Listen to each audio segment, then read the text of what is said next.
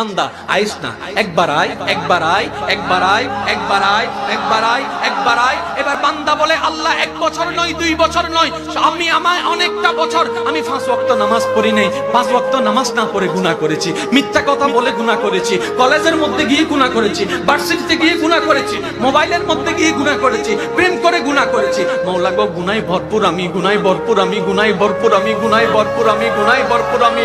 মাওলা তোমার দেওয়া নিয়ামত খেয়েছি, তোমার দেওয়া নিয়ামত রিজিক খেয়ে দেহটাকে শক্তিশালী বানিয়ে তোমার জমিনে দাঁড়িয়ে তোমার হুকুম অমান্য করেছি, তোমার নবীর হুকুম অমান্য করেছি। ও মাওলা, ও মাওলা, আমার তো বড় লজ্জা লাগে, একটা ভুল করলে কারো সামনে যাওয়া যায় না, মাথা নিচু করে রাখতে হয়। আমি তো 1000টা ভুল করেছি মাওলা, ও মাওলা আমি কোথায় যাব, ও মাওলা আমি কোথায় যাব?